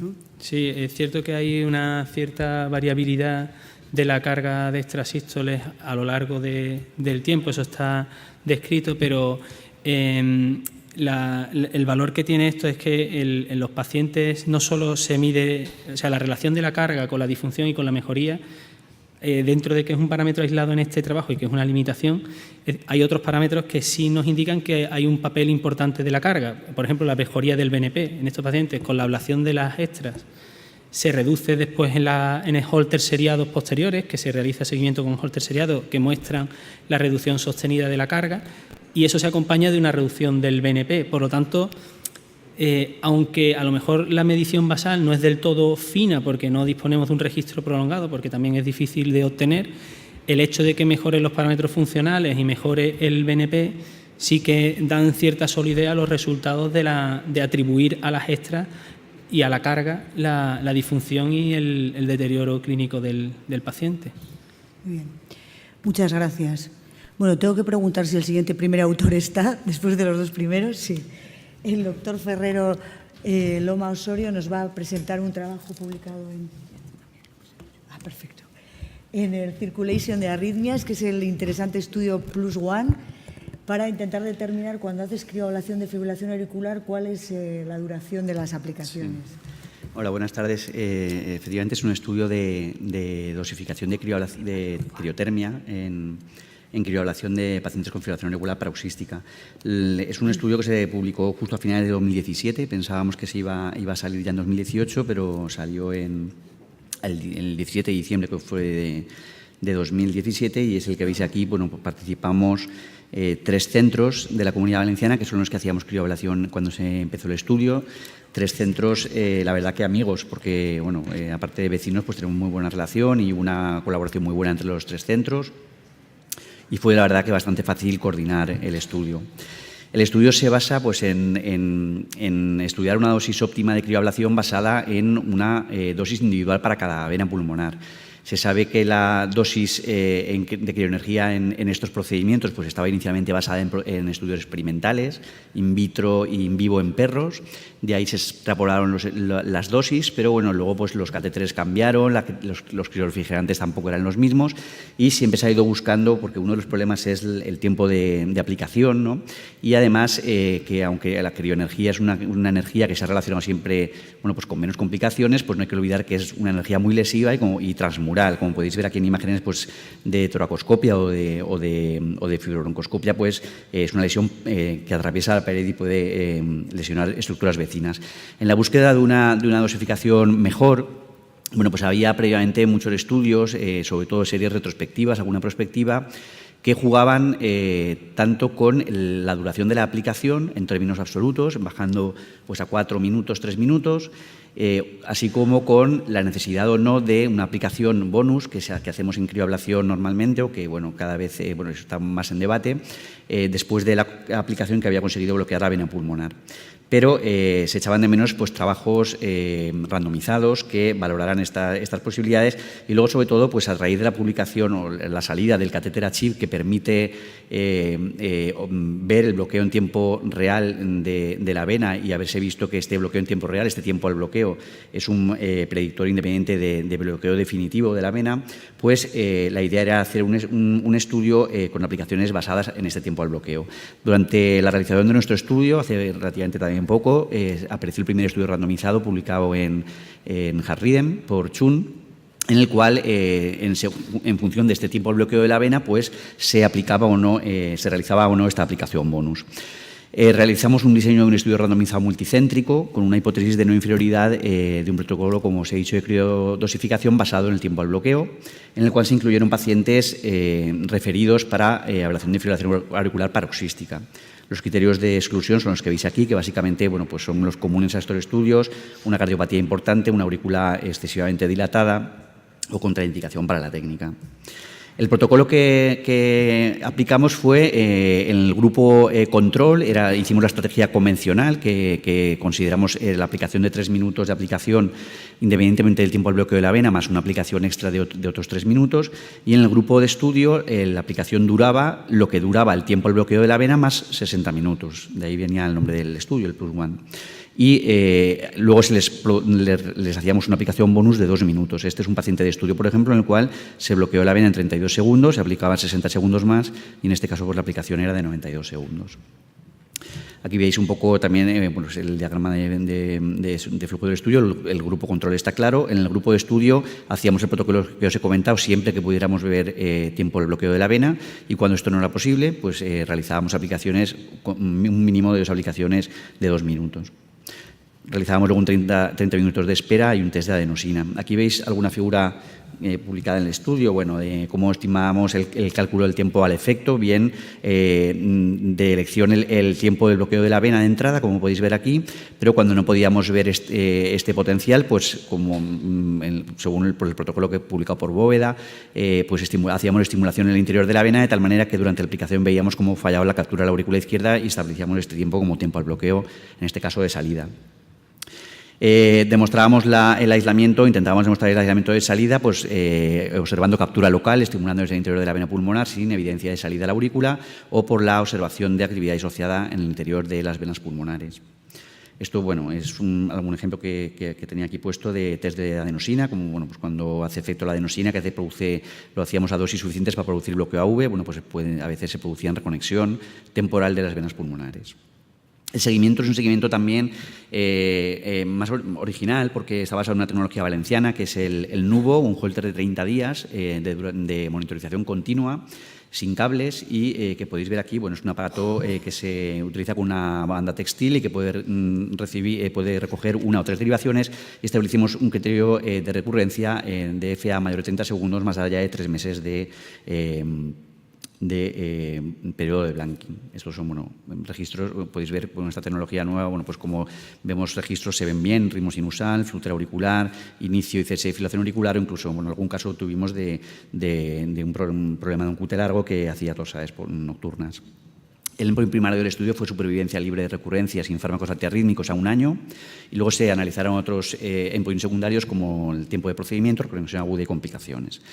Bueno, básicamente los pacientes calculamos un tamaño muestral necesario de 67 pacientes en cada grupo, incluimos 140, de los cuales, bueno, por una serie de razones diferentes, se realizó el tratamiento asignado a 68 y 69 en cada grupo, y finalmente se analizaron un total de 67 pacientes en cada grupo. Aquí tenéis, en el trabajo está más detallado los datos por vena, en el cual básicamente, esto es las características basales de la población, en la cual podéis ver, no hay diferencia entre ellas, son una población relativamente joven, de predominio masculino, con un factor de riesgo más frecuentemente asociado a la hipertensión, un riesgo embólico bajo, un tiempo de evolución considerable de la arritmia y, una fracción de eyección conservada.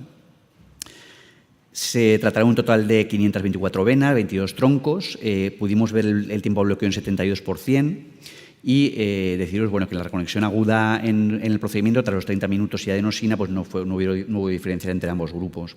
Aquí tenéis ahora sí los datos por vena, que si en el trabajo los tenéis más detallados podéis consultarlos. Básicamente no hubo diferencias en los parámetros principales, excepto lógicamente entre ambos grupos en lo que es tiempo por aplicación y tiempo total de criotermia. Y en parámetros globales, bueno, pues el grupo de estudio se relacionó con tiempos totales de crioablación más cortos, tiempos de aurícula izquierda más cortos, tiempo de procedimientos igualmente más cortos. Complicaciones, tampoco era un estudio con capacidad para diferenciar, ¿no? Complicaciones, dado la baja probabilidad de complicaciones, pero las tenéis aquí. Básicamente, hubieron 2 muertes no relacionadas con el procedimiento. En cuanto a la complicación característica, que es la parálisis frénica, pues rondamos un 3,6%, más o menos de acuerdo con los resultados del Fire and Ice. Y rápidamente, para acabar, comentaros bueno, que durante el seguimiento pues, la probabilidad de estar libre de recurrencia de fibrilación auricular paroxística fue similar en ambos grupos al año de seguimiento, así como de cualquier tipo de arritmia. Por tanto, bueno, concluimos que el nuevo protocolo de dosificación con duración de aplicaciones basado en el tiempo al bloqueo no es inferior al protocolo estándar en términos de resultados agudos y de recurrencia de FA al año de seguimiento, y de tal manera que al reducir considerablemente el tiempo de procedimiento y de aplicación se considera un protocolo más eficiente que el protocolo convencional.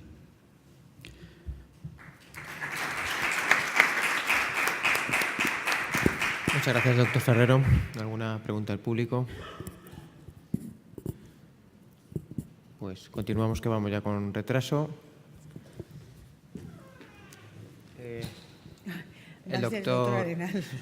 No es el doctor Loglin, es el doctor Arenal desde Madrid, que nos va a presentar un estudio de la asociación de si la terapia de resincronización cardíaca tiene que ver con la aparición de terapias apropiadas en pacientes con y sin o con cardiopatía isquémica o sin cardiopatía isquémica en pacientes con miocardiopatía dilatada. Muchas gracias. Bueno, el estudio debería ser presentado por el doctor Lowling, que es el primer autor, pero desgraciadamente no ha podido venir a última hora, así que me toca presentarlo. Así que sed condescendientes conmigo. Por supuesto, Ángel. Bueno, ya sabéis que desde el punto de vista rítmico la resincronización es un poco controvertida. Hay datos en los que sugieren que puede ser proarrítmica, esto es, después de poner un resincronizador hay pacientes que empiezan a tener taquicardias ventriculares, tanto monomórficas como polimórficas, e incluso tormentas eléctricas, sobre todo si estamos estimulando cerca de donde está la cicatriz relacionada con las arritmias ventriculares. Pero también hay datos, y estos fueron, digamos, primero la evidencia de estos datos antiarrítmicos vino del primer estudio realmente importante que se hizo con la resincronización. Sabemos que en el CARE-HF, a pesar de que lo que se implantaba era un marcapaso resincronizador, lo que se observó durante el seguimiento es que, además de reducir la mortalidad total, reducía la mortalidad súbita. Algo curioso si tenemos en cuenta que lo que llevaba el paciente era un simple marcapaso resincronizador. También sabemos que el efecto antiarrítmico de la resincronización medido con la probabilidad de tener taquicardias ventriculares durante el seguimiento depende en parte de la respuesta a la resincronización. El efecto que tiene en la mecánica ventricular y en los volúmenes ventriculares tiene un efecto en la recurrencia de taquicardia ventricular. Y fijaros aquí en este estudio, es muy importante cómo se ve que los que son grandes respondedores a la terapia de resincronización tienen una menor incidencia de taquicardias ventriculares durante el seguimiento. Y fijaos que los que no responden tienen incluso más taquicardias ventriculares que al que se le pone un simple dispositivo, partiendo de poblaciones que son similares. Bueno, en este estudio basado en que los grandes respondedores pues, están más en el lado de las taquimioardiopatías no isquémicas, pues pensamos que el efecto de la resincronización respecto a la incidencia de arritmias ventriculares durante el seguimiento podía estar influido por el tipo de cardiopatía estructural que tenía el paciente. En este sentido, lo que hicimos fue comparar el efecto de la resincronización en la incidencia de arritmias ventriculares sostenidas en un grupo de pacientes con miocardiopatía dilatada no isquémica y en otros con una miocardiopatía isquémica. Para para hacer este estudio nos basamos en el registro Umbrella, que todos conocéis, en el que se han incluido todos los pacientes con un dispositivo Medtronic y que además tienen la posibilidad de monitorización remota. No es un estudio prospectivo, es un estudio retrospectivo, pero a pesar de las limitaciones que tienen los estudios retrospectivos, pues nos proporciona una gran cantidad de datos y de pacientes. Como veis, en estos pacientes la selección del dispositivo fue por criterios clínicos de cada centro. La única tipo, digamos, de restricción para incluir pacientes fue el tipo de cardiopatía que tenían los pacientes. Concluimos que los pacientes con una miocardiopatía hipertrófica o una canalopatía, pues la resincronización no tiene ningún sentido y no íbamos a mezclar pacientes unos con otros. Y segundo, no se incluyeron pacientes que fuera recambio del dispositivo. El objetivo principal, la variable principal pronóstica que analizamos fue el tiempo a la primera descarga y estos datos se obtenían, como he dicho antes, por la monitorización remota que suministraba el CareLink. Todos los episodios fueron analizados de una forma ciega por un grupo de expertos que determinaban si la descarga o la terapia había sido condicionada por una arritmia ventricular o había sido condicionada por otro tipo de arritmia, y entonces dividíamos las terapias en apropiadas y no apropiadas y solamente analizamos las terapias apropiadas. Aquí lo que estáis viendo en esta tabla, primero son un poco las variables demográficas del grupo total. Veis que incluimos casi 600 pacientes, de los cuales tenían un dispositivo monocameral o bicameral no resincronizador el 57% y un resincronizador pues el resto, 40 y tantos %. Son pacientes enfermos, tienen una fracción de eyección por debajo del 30%, casi un 70% de los pacientes incluidos, y es importante que veáis que la mayoría de los pacientes incluidos pues, fueron pacientes en prevención primaria. Más del 70% de estos pacientes estaban en prevención primaria. Cuando hacemos una comparación de los grupos de miocardiopatía isquémica y miocardiopatía no isquémica, podéis ver que en el grupo de miocardiopatía no isquémica hay una mayor incidencia de bloqueo de rama izquierda, 44 frente al 28%. La anchura del QRS, evidentemente, también es mayor en este grupo y la clase funcional también es mayor en el grupo de miocardiopatía no isquémica. Bien, ahora nos vamos a centrar en los resultados en el grupo con una miocardiopatía no isquémica. Y vamos a ver las diferencias que hay entre los portadores de un resincro y los portadores de un desfibrilador estándar monocameral. Fijaos primero que la clase funcional en los que tienen un resincronizador es significativamente peor que la que tienen los pacientes en los que se implantó un dispositivo. Esto es importante porque no es un estudio randomizado, es un estudio retrospectivo, pero fijaos en eso. Clase funcional peor. El bloqueo de rama izquierda, evidentemente, tienen mucha mayor incidencia los que tienen un resincronizador. Lo mismo que la anchura del QRS, lo mismo que el porcentaje de estimulación ventricular y la edad. Son globalmente los pacientes que recibieron un resincronizador peores que los que recibieron un desfibrilador estándar. Sin embargo, fijaos en el tiempo a la primera descarga, la diferencia que hay en las curvas de Kaplan-Meier. Los pacientes que tenían un desfibrilador monocameral recibieron muchas más descargas y el tiempo a la primera descarga fue mucho más corto. Hubo una diferencia significativa muy importante, y estoy hablando de pacientes que en teoría son pacientes con mejor pronósticos que los que tienen un resincronizador. Fijaos la diferencia que hay.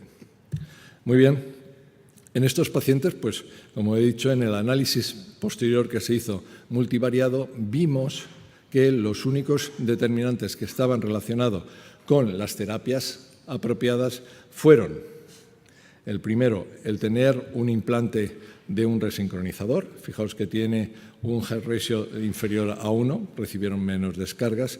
Y luego la prevención secundaria. Las que tienen prevención secundaria pues tienen indudablemente más riesgo de tener arritmias ventriculares, y en este caso el head ratio era superior a 1. Bien, ¿Qué pasa con los pacientes que tienen una cardiopatía isquémica? Bueno, si nos fijamos con los pacientes que tienen una cardiopatía isquémica y vemos las variables, pues también vemos que los que recibieron un resincronizador eran pacientes con peor pronóstico, más incidencia de clase funcional alta 3 y 4, mayor presencia de bloqueo de rama izquierda, mayor incidencia de estimulación ventricular y un QRS más ancho. Y también, aunque no lo hemos visto y no lo he subrayado, tenían también una mayor edad y fijaos que significativamente son pacientes mayores. Sin embargo, en los pacientes que tenían una cardiopatía isquémica, cuando comparamos la variable de tiempo a la primera terapia apropiada, no hay diferencias significativas. ¿No? Siguen siendo pacientes con peor pronóstico los que recibieron el resincronizador, pero no hay diferencias significativas en la incidencia de arritmias. En este caso, en los pacientes con cardiopatía isquémica, el único predictor independiente de riesgo fue la anchura del QRS. Cuanto más ancho el QRS, más riesgo. Bien, todo lo que hemos visto antes era los datos en conjunto, pero fijaos que cuando analizamos solamente los pacientes en prevención primaria, las diferencias que habíamos observado previamente también se mantienen. Hay diferencias significativas en el grupo de la miocardiopatía no dilatada, mientras que en la cardiopatía isquémica no hay diferencias significativas. Y con esto termino. Y quiero decirles simplemente que en pacientes con una miocardiopatía dilatada no isquémica, aparentemente el resincronizador, y a pesar de implantarse en pacientes con un riesgo que podríamos decir superior, tienen menos descargas apropiadas que los pacientes en los que se implanta un simple dispositivo de desfibrilador. En los pacientes con una cardiopatía isquémica no hemos visto diferencias, pero eso no quiere decir que el resincronizador no tenga un efecto antiarrítmico en los pacientes con cardiopatía isquémica. No hemos visto diferencias, pero tenemos que tener en cuenta que los pacientes con cardiopatía isquémica también tenían un riesgo superior por edad, por clase funcional, por duración del QRS. En este sentido, puedo decir que seguramente el resincronizador tiene un efecto antiarrítmico en los dos grupos, pero que es mucho más marcado y mucho más importante en los pacientes con una miocardiopatía dilatada no isquémica. Esto es todo. Muchas gracias, Ángel. Entonces vamos a acabar con la última presentación, que otra vez el doctor Acosta nos va a presentar un trabajo publicado en Heart Rhythm, que es la utilidad de integrar las imágenes de resonancia para guiar la técnica de ablación de Scarlett channeling en las taquicardias ventriculares y sus resultados inmediatos y a largo plazo. Bueno, pues muchas gracias. Intentaré ser breve para no quitaros mucho tiempo. Está el doctor Arenal aquí y seguro que lo sabe, y los demás también, que la ablación de sustrato es una opción terapéutica efectiva en pacientes con episodios recurrentes de TV, pero que los resultados de las grandes series iniciales pues, mostraron sobre una alta tasa de recurrencia. La integración de la resonancia cardíaca ha demostrado su utilidad para localizar los targets de ablación y planificar los procedimientos de ablación de sustrato. Y no solo eso, sino que la caracterización tisular mediante resonancia magnética, que puede ser codificado en mapas de intensidad de señal de píxel y que a su vez pueden ser integrados en los mapas electroanatómicos, pues permite guiar los procedimientos de ablación de sustrato.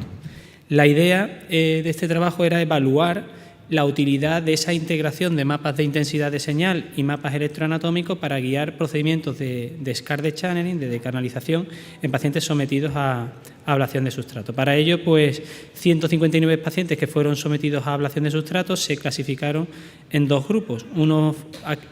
Un grupo era aquellos pacientes en los que hubo la posibilidad logística de hacer una resonancia magnética cardíaca antes del procedimiento, que fueron 83. De esos, hubo 54 en los que la resonancia fue de calidad suficiente como para segmentarla e integrarla en el sistema de navegación. Hubo 29 en el que la resonancia magnética no fue de calidad suficiente. Y ese subgrupo, junto con los pacientes en los que no pudo realizarse logísticamente la resonancia antes del procedimiento, fueron considerados como grupo control. La idea de la ablación guiada por resonancia magnética pues se resume en esta diapositiva. La técnica de Scarlet Channeling lo que persigue es hacer una eliminación selectiva, una eliminación del sustrato haciendo aplicaciones selectivas en los puntos de entrada de los canales de conducción lenta.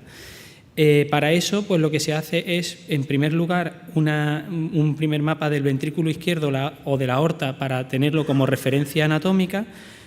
Ese mapa será el que se use para integrar la resonancia magnética con el mapa electroanatómico. A continuación se hace un mapa de sustrato. Posteriormente se hace una ablación de sustrato guiando las aplicaciones a las entradas de los canales. Una vez completada la ablación de sustrato se realiza un repaso, un remap, para confirmar la eliminación de todos los potenciales patológicos y una vez que esto se ha confirmado se realiza la inducibilidad.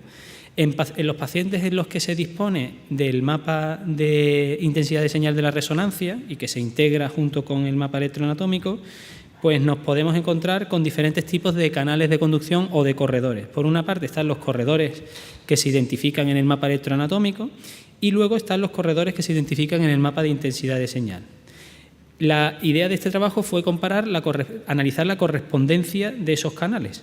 Entonces, cuando un canal identificado en la resonancia correspondía con un canal identificado en el electroanatómico, pues se consideraba como un canal verdadero positivo en el caso de canales identificados por reso. Cuando no coincidía, cuando era el canal se identificaba en el mapa electroanatómico y en la reso no se veía ese corredor de Borderson, pues se consideraba un falso negativo, y aquellos canales que eran identificados en la resonancia pero que no eran identificados en el mapa electroanatómico fueron considerados o definidos como falsos negativos.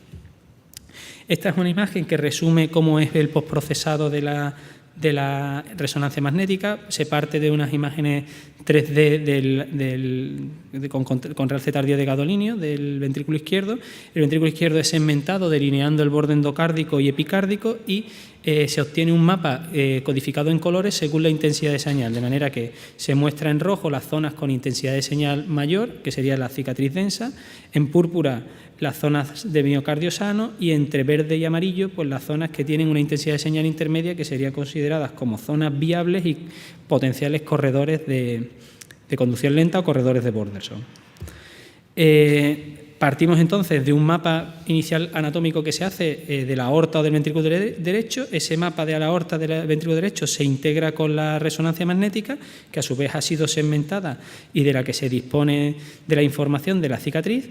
Se integra junto con el mapa electroanatómico y se va guiando el procedimiento con la información conjunta de las dos mapas, seleccionando las dianas de aplicación en función de la localización de los corredores de los canales de conducción lenta. Estas son las características de la población. Está puesto a la izquierda el total, el grupo guiado por resonancia y el grupo no guiado por resonancia. Las características son típicas de pacientes sometidos a ablación de sustrato. Lo único que merece la pena destacar es que los pacientes que fueron no guiados por resonancia magnética tenían diámetros telediastólicos y telisistólicos ligeramente mayores, pero no hubo diferencia ni en fracción de eyección, ni clase funcional, ni en tipo de cardiopatía.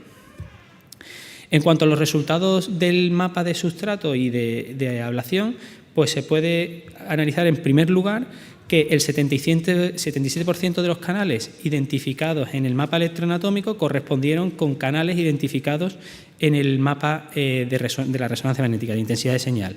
Hubo 30 falsos negativos, es decir, canales que no fueron identificados por la resonancia, y hubo un total de 16 canales, un 16%, que solo se observaron en la resonancia magnética y que no correspondieron con zonas de conducción lenta en el mapa electroanatómico. Los resultados del procedimiento mostraron que el tiempo de radiofrecuencia y el número de aplicaciones de radiofrecuencia fueron significativamente menores en el grupo guiado por resonancia magnética y que significativamente hubo una mayor proporción de zonas de entrada localizadas en tejido con voltaje normal en el grupo de guiado por resonancia magnética. Esto indica, por un lado, los menores tiempos, una ablación más eficiente en el grupo guiado por resonancia magnética y luego la localización de zonas de ablación en sitios con voltaje normal habla de la localización a través de la resonancia magnética de sustrato fuera de zonas de bajo voltaje, es decir, una identificación quizás de sustrato más detallada en los procedimientos guiados por resonancia magnética. En cuanto a la Inducibilidad de TV tras la eliminación de los canales de conducción, tras la ablación de sustrato, pues se observó que la inducibilidad aguda tras hacer el primer paso del procedimiento, ¿no?, que es la eliminación del sustrato, pues fue significativamente más baja en el grupo guiado por resonancia magnética. Una vez que se eliminan las TV residuales, pues la inducibilidad en ambos grupos se equipara y no hubo diferencias significativas en la inducibilidad final. En cambio, a lo largo del seguimiento, los pacientes que fueron sometidos a ablación no guiada por resonancia magnética tuvieron una probabilidad de recurrencia significativamente mayor. Los predictores de recurrencia pues fueron en el univariado la fracción de eyección, la disponibilidad de la resonancia magnética, la inducibilidad post de channeling y la accesibilidad del sustrato. Sin embargo, en el multivariado, solo la accesibilidad del sustrato, definida como la posibilidad de acceder a todo el sustrato en función de la viabilidad, en este caso fundamentalmente la posibilidad de hacer un abordaje epicárdico en pacientes con cicatriz epicárdica o transmural, y el otro factor predictor de recurrencia fue la disponibilidad de la resonancia magnética y el guiado del procedimiento. Esos fueron los dos únicos predictores independientes. Y la posibilidad de recurrencias, cuando se analizó según el tipo de cardiopatía, se observó que tanto en isquémicos como no isquémicos, al realizar el procedimiento guiado por la resonancia magnética, se asoció a una probabilidad menor de recurrencias en ambos tipos de cardiopatía. Y fue muy interesante observar que en aquellos pacientes en los que se habían observado canales que se consideramos como falsos positivos, es decir, canales que se vieron en la resonancia pero que no se vieron en el mapa electroanatómico y que por lo tanto no fueron abordados con ablación, pues esos pacientes presentaron unas recurrencias significativamente superiores durante el seguimiento, quizá indicando la presencia de sustrato que no fue abordado en el procedimiento. Son dos ejemplos de mapas. Uno es un paciente, a la izquierda es un paciente isquémico con una cicatriz inferior, en el que se observa el mapa electroanatómico, arriba el mapa aquí abajo de la resonancia magnética una vez integrado, como se observa una correspondencia prácticamente perfecta entre los canales identificados en el mapa electroanatómico y los canales identificados en la resonancia magnética. Y este es otro ejemplo de un paciente no isquémico con una cicatriz epicárdica lateral, en el que también se observa la distribución de los canales correspondiendo con las zonas de Borderson de la resonancia. Las conclusiones son bastante sencillas, y es que en la integración de la resonancia magnética en los procesos de ablación de sustrato, pues primero incrementa la eficiencia de la ablación, permitiendo seleccionar mejor los puntos de aplicación.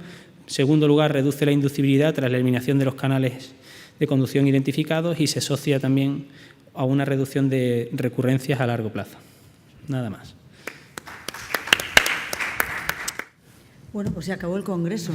Muchas gracias a todos por asistir y buena cena. Y gracias a los que quedan aquí por haber aguantado hasta el final. Muchas gracias.